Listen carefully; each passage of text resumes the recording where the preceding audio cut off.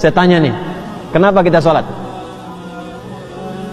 Tuh, udah puluhan tahun sholat, nggak tahu kenapa harus sholat. Satu kan jelas tadi saya jawab kan, membuktikan keimanan kita kepada siapa?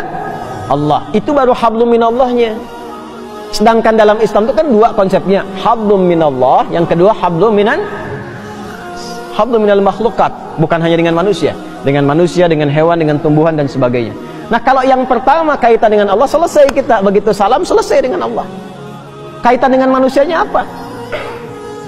Maka muncullah Quran surah ke-29 ayat ke-45. Innas salata tanha 'anil fahsya'i wal munkar. Kaitan dengan manusianya, setelah salat itu, salat yang benar ditunaikan mampu merubah orang yang salat itu menjadi lebih baik, terbebas dari dua sumber keburukan, baik fahsya yang bersumber dari syahwat, zina, pornografi, porno aksi, LGBT, kata-kata jorok. Jadi nggak ada orang salat kalau salatnya benar itu kata-katanya kotor tuh nggak ada. Nggak ada orang sholat yang terjebak LGBT. Nggak ada orang yang sholatnya benar yang senang pornografi. Nggak ada orang yang sholatnya benar yang senang dengan perbuatan-perbuatan menyimpang. Nggak ada.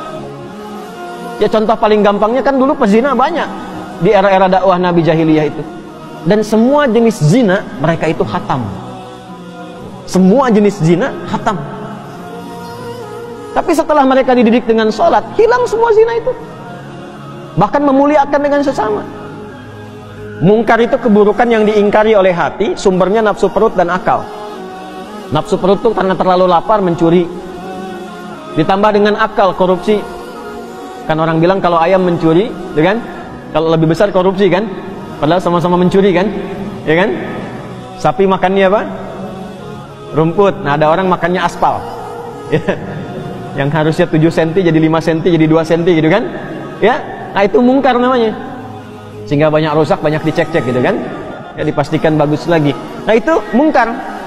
Maaf, mencuri, membuat hoax, berselisih, menipu sampai ke tingkat tinggi, membunuh dan sebagainya, itu mungkar. Orang sholat itu mustahil mengerjakan itu. Karena saat dia selesai sholat, dia sudah terkoneksi dengan Allah. Makanya begitu tuntas sholatnya, dia sudah merasa diawasi Allah, nyambung dengan Allah. Ya bagaimana orang diawasi Allah berbuat maksiat ketika dia sadar Allah mengawasinya? Itu yang dimaksud Quran surah ke-4 An-Nisa ayat 103. Fa idza qadaytumus salata fadhkurullaha qiyaman wa qu'udan wa 'ala junubikum. Kalau engkau sudah tuntas mengerjakan salat, maka engkau akan punya koneksi. Kalau benar salatmu, engkau terkoneksi dengan Allah. Zikir itu terkoneksi. Nyambung. Kalau merasa belum connect karena banyak pikiran dunia, padahal harusnya dibuang. Ya, makanya saat sholat kan kita mengangkat begini kan? Itu diantara ilmu hikmahnya, ketika sedang sholat tuh buang urusan dunia ke belakang, jangan dibawa. Pasrahkan diri kita sepenuhnya pada Allah, buang ke belakang. Ini kadang yang terjadi, tangannya begini, dunianya malah ikut.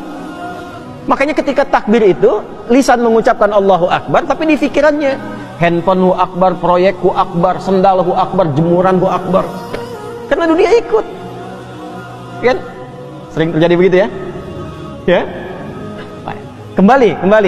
Nah, ini yang menjadikan manfaat sholat gak diraih. Akhirnya apa? Tanha 'anil fahsya'i wal munkarnya gak dapat. Konektivitasnya berkurang. Untuk menutup itu pasca sholat, kemudian diajarkan zikir. Kenapa akhirnya istighfar, zikir pertama yang kita ucapkan?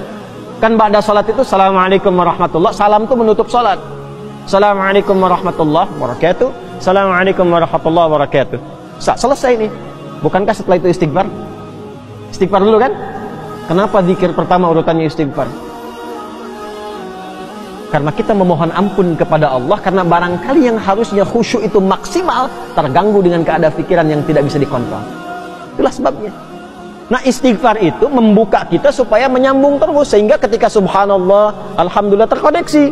Keluar dari masjid sudah ingat Allah. Makanya kalau keluar dari masjid ingat Allah, tidak akan pernah terjadi tertukar sendal. Ingat Allah. Nggak ada kehilangan kotak infak. Nggak ada. Nah, kalau keluar dari masjid saja sudah bagus, apalagi dibawa ke rumah, dibawa ke kantor, nggak akan berbuat maksiat. Nah, itu tujuannya tanha 'anil fahsya'i wal munkar. Nah, yang bisa menyampaikan itu dan memastikan betul-betul menjadi baik, itu ulama pendidik. Makanya di pesantren itu bukan cuma diajar di kelas, sampai di asrama dilihatin, diawasi, didoakan, dipantau perkembangannya. Nah ini beliau Hadratus Syekh ini termasuk ulama pendidik. Bahkan memastikan setelah ketiadaannya pun murid-muridnya masih bisa belajar lewat karya yang dituliskan oleh beliau. Maka muncullah kitab ini, Adabul Alim wal Muta'allim, untuk mengajarkan kepada kita, kepada siapa Anda kalau ingin belajar. Kalau yang ingin belajar pada ulama pengajar, bagaimana cirinya? Kalau ingin belajar pada ulama pendidik, bagaimana cirinya? Dan apa manfaatnya? Jelas?